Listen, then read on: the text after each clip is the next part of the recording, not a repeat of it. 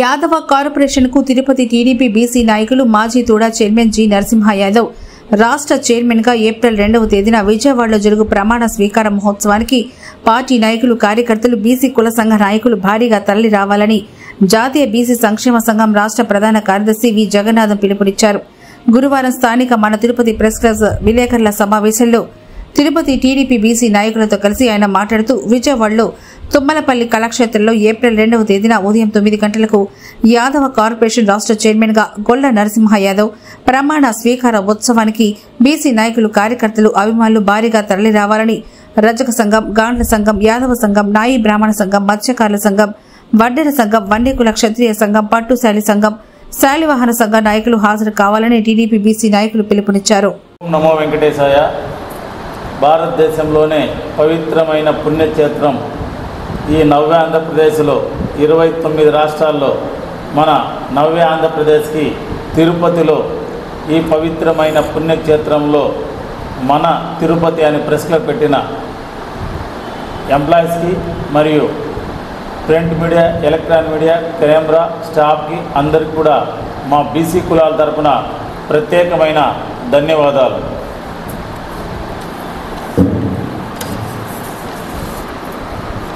ఈరోజు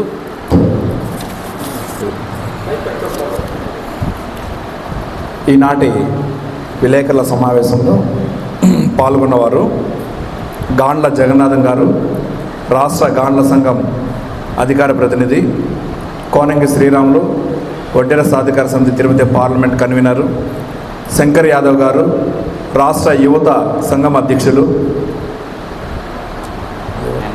హేమాద్రి యాదవ్ గారు, student JAC నాయకులు, నాగేశ్వరరావు గారు, నగర బీసీ కార్యదర్శి సుబ్రహ్మణ్యం గారు, అలాగే జ్యోతి కుమార్ గారు, పట్టుశాలి సంఘం నాయకులు వంశీకృష్ణ, పద్మశాలి వాళ్ళు, హరి యాదవ్ గారు, యాదవ్ మహాసభ నాయకులు.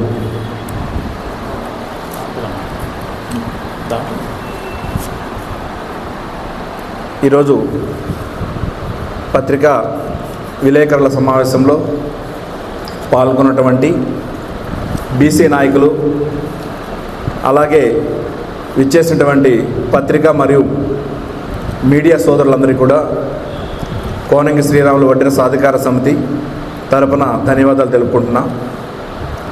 రాష్ట్రంలో ఎన్డీఏ ఏ రోజైతే అధికారంలోకి వచ్చిందో ఆ రోజు నుంచి కూడా చాలా మార్పులు చోటు చేసుకున్నాయి.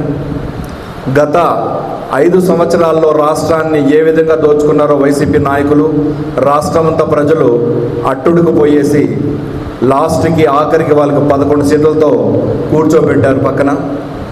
కూటమి అధికారంలోకి వచ్చిన తర్వాత పెను మార్పులు రావడం అనేది ప్రజలంతా చూశారు. అందులో భాగంగా ఆ రోజు చంద్రబాబు నాయుడు గారు ఏదైతే మాట ఇచ్చారో, లోకేష్ బాబు గారు ఏదైతే మాట ఇచ్చారో, బీసీలకు అట్టడిగిన వెనకబడినటువంటి జాతులకు నేనున్నాను అని చెప్పేసి వరాల జల్ల ఏవైతే కురిపించాడో ఆ రోజు ఇచ్చిన హామీలన్నిటి కూడా ఒక్కొక్కటి నెరవేర్చుకుంటూ ఈరోజు బీసీలను తన హక్కును చేర్చుకున్నటువంటి ఎన్డీఏ కూటమి మరియు చంద్రబాబు నాయుడు గారికి మా ప్రత్యేకమైనటువంటి కృతజ్ఞతలు తెలుపుకుంటున్నాం. అందులో భాగంగా ఈరోజు యాదవ కార్పొరేషన్ చైర్మన్గా తిరుపతి జిల్లాకు సంబంధించినటువంటి నరసింహ యాదవ్ గారు సీనియర్ నాయకులు, బీసీల పట్ల ఆమరణ నిరాహార దీక్ష చేసినటువంటి, బీసీల హక్కుల కోసం పోరాడినటువంటి వ్యక్తికి యాదవ్ కార్పొరేషన్ రాష్ట్ర చైర్మన్గా అవకాశం ఇచ్చినందుకు ఆయనకు ప్రత్యేకంగా ధన్యవాదాలు తెలుపుకుంటున్నాము. ఫలితంగా మేము రేపు నెల 2వ తేదీ విజయవాడలో జరిగే ఆయన ప్రమాణ స్వీకార మహోత్సవానికి రాష్ట్ర నలుమూలల నుండి కూడా బీసీలందరూ కూడా కలిసి రావాలని చెప్పేసి పిలుపునిస్తున్నాం. మేము తిరుపతి జిల్లా, ఉమ్మడి చిత్తూరు జిల్లా నుంచి కూడా పెద్ద ఎత్తున బీసీ సంఘాలు, బీసీ కుల సంఘాలు ఏవైతే ఉన్నాయో, తెలుగుదేశం పార్టీ నాయకులు కావచ్చు, బీసీ నాయకులు కావచ్చు, యువత కావచ్చు, విద్యార్థి సంఘాలు కావచ్చు, మహిళా సంఘాలు అన్నీ కూడా పెద్ద ఎత్తున ఆయనకు మద్దతుగా ఆ రోజు విజయవాడకి పయనమై బయలుదేరి వెళ్తున్నాము. ఈ కార్యక్రమాలన్నింటినీ కూడా సక్సెస్ చేయాలి. యువత, ముఖ్యంగా మహిళా బీసీ నాయకులందరూ కూడా పాల్గొని విజయం చేయాలని చెప్పేసి ఈరోజు పత్రికాముఖంగా అందరికీ తెలియజేసుకుంటున్నాం. Thank you.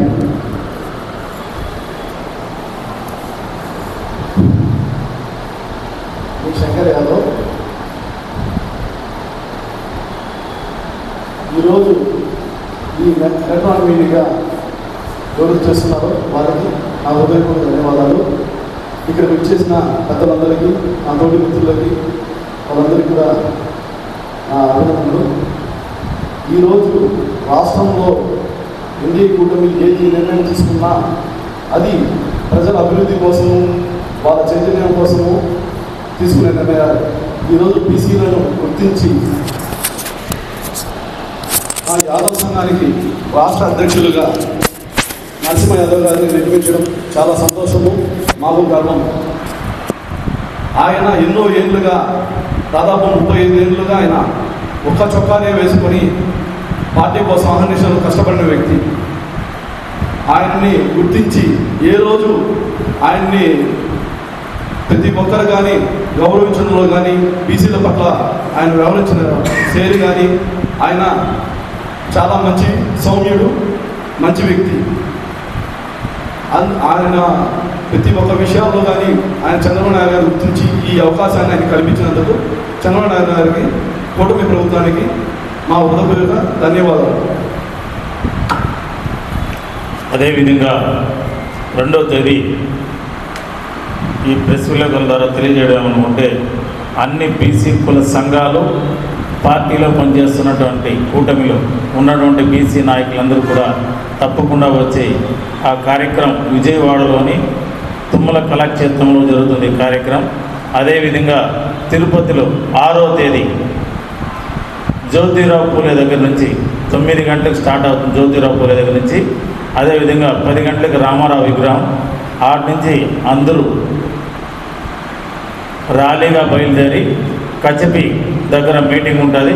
కాబట్టి తిరుపతిలో ఉన్నటువంటి బీసీ కుల సంఘ నాయకులు, బీసీలందరూ కూడా, పార్టీ నాయకులందరూ కూడా ఆ రోజు పాల్గొని 6వ తేదీ జ్యోతిరావు పూలే విగ్రహం 9 గంటల నుంచి కచపి వరకు వచ్చి ఆ రోజు ఈ కార్యక్రమం అంగరంగ వైభవంగా బీసీలందరికీ ఒక పండుగగా, యాదవ కులంలో కూడా అనగంటిపోయిన వాళ్ళందరూ కూడా తీసుకొచ్చేదానికి చాలా కూటమి ప్రభుత్వం ప్రయత్నం చేస్తూ ఉంది. ఇంతకుముందు జరిగిన ప్రభుత్వంలో పదవులు ఇచ్చారే తప్ప కనీసం వాళ్ళు కుర్చీలు కూడా ఇలా ఏమీ లేకనే ఈరోజు బీసీ కులాలకి మొట్టమొదటి పీట వేశారు. మొన్న జరిగిన ఎమ్మెల్సీలోనే ప్రజలకు అందరికీ గుర్తొచ్చింది. ఆ రోజు ఉన్నటువంటి 3 సీట్లు కూడా